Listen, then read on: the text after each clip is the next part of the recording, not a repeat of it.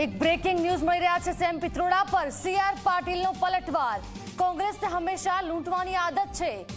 Same પિત્રોડાએ જે નિવેદન આપ્યું હતું તેને લઈને કેટલાક વિવાદો થયા, સવાલો ઉઠ્યા। દેશની સંપત્તિ પર સૌનો સમાન અધિકાર છે। સીઆર પાટીલે આ મુદ્દે પલટવાર કર્યો છે। કોંગ્રેસને હંમેશા લોકોને લૂંટવાની આદત પડી ગઈ છે। આ નિવેદન સીઆર પાટીલે આપ્યું છે।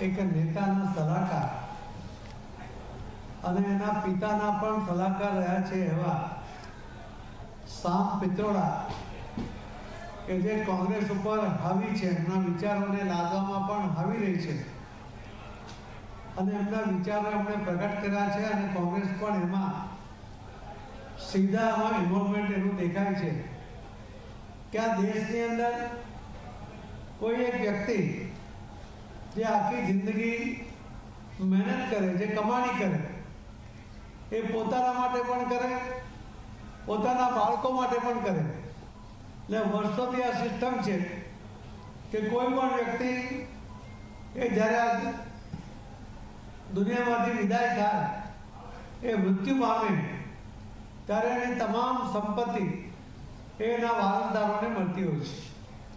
પરંતુ જેને લૂંટવાની ટેવ છે એવી આ કોંગ્રેસ પાર્ટીને એ મંજૂર નથી।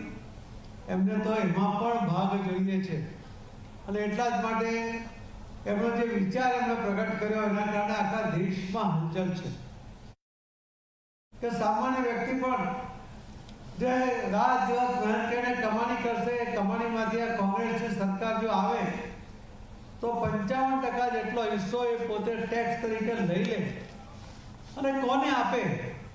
કે મનમોહનસિંહે લગભગ 5 વર્ષ પહેલા જ સ્પષ્ટ કર્યું હતું કે અમે આ દેશની અંદર આ દેશની સંપત્તિ પર સૌથી પહેલો અધિકાર એ લઘુમતીનો છે, એવું પહેલું નિવેદન હતું।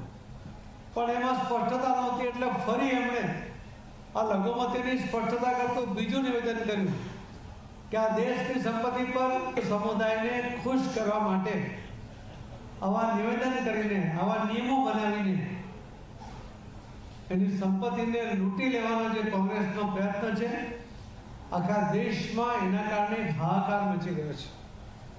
આપણે જોયું છે કે રાહુલ ગાંધીએ પણ એને સમર્થન આપતો નિવેદન કર્યું। એમણે કહ્યું કે અમે એક જેની પાસે સંપત્તિ છે એ સંપત્તિનો સર્વે કરાવીશું અને પછી એ સંપત્તિને વેચી દઈશું।